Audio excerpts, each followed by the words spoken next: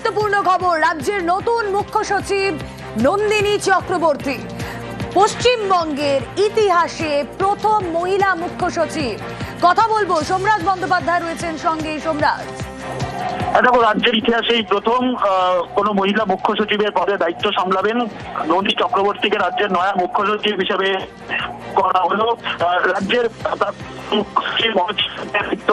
কথা এবং তার জায়গায় নন্দিনী চক্রবর্তী মুখ্য সচিব হলেন।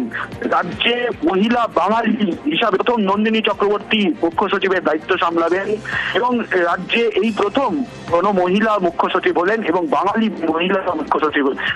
তিনি আগামীকাল থেকে মুখ্য সচিবের দায়িত্ব সামলাবেন। পাশাপাশি রাজ্যের যিনি মুখ্য সচিব ছিলেন মনোজ পান্থ, তিনি মুখ্যমন্ত্রীর প্রিন্সিপাল সেক্রেটারির দায়িত্ব সামলাবেন। যেটাও সব থেকে গুরুত্বপূর্ণ বিষয় যে রাজ্যের যিনি প্রাক্তন মুখ্য সচিব মনোজ পান্থ, তিনি মুখ্যমন্ত্রীর প্রিন্সিপাল সেক্রেটারির দায়িত্ব সামলাবেন এবং সেটি সামলাবেন মুখ্য সচিব র্যাঙ্কেই।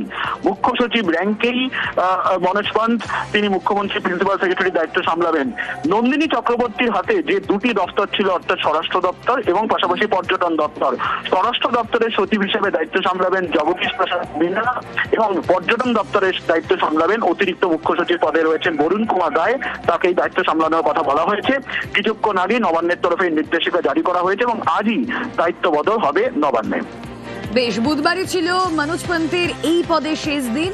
মুখ্য সচিব পদে তাকে প্রিন্সিপাল সেক্রেটারি পদে নিযুক্ত করা হলো এবং রাজ্যে নতুন মুখ্য সচিব হলেন নন্দিনী চক্রবর্তী। রাজ্যের ইতিহাসে এই প্রথম মহিলা মুখ্য সচিব। এতদিন তিনি স্বরাষ্ট্র সচিবের দায়িত্ব সামলেছিলেন।